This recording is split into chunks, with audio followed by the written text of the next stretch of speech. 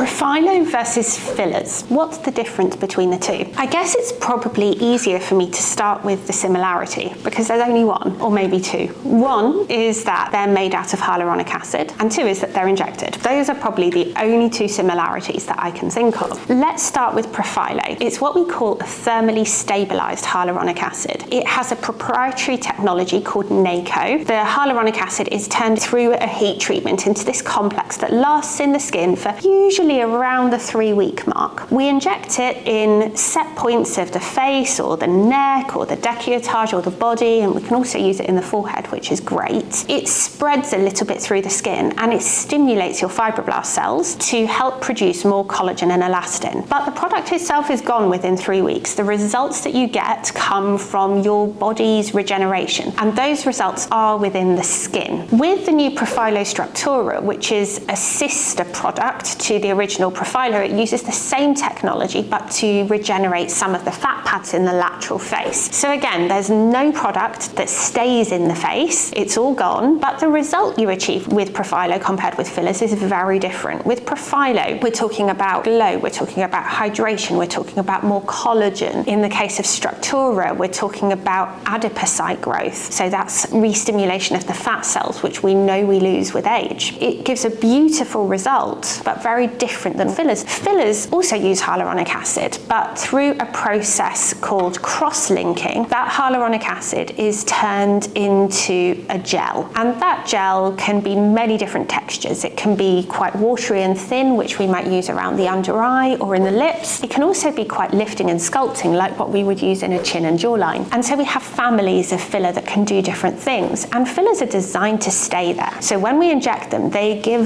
volume in targeted areas. The fillers are designed to give results that last, so that volume isn't designed to go anywhere. And on clinical tests, we see that the results last maybe up to 18 or 24 months in some products. But actually, we also know anecdotally that the product can stay in there for a lot longer, although if it's a good product injected by a good practitioner, that doesn't matter. It can be a positive for your aging process. We're talking about two very different treatments. The original Profhilo really being about regenerating your skin, whereas filler being around the restoration of volume that we lose in the face, be that bony volume or fat volume. The way they behave in the tissues is completely different. Profhilo giving results from regeneration, whereas filler giving direct results from volumization. Both are extremely impactful, but you can't mistake one for the other. It really is important that you have a consultation with a practitioner if these treatments are on your radar, because you may have seen a photograph of Profhilo on the internet and thought, wow, that looks incredible. And actually that result might be something that isn't truly reflective of what Profhilo achieves. In most people, it might be something that filler achieves. Equally, you might be wanting to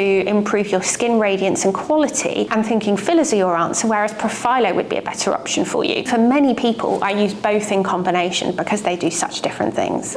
If this content has been useful for you, please give it a thumbs up or send me a little message below, and please do subscribe if you'd like to see more content like this.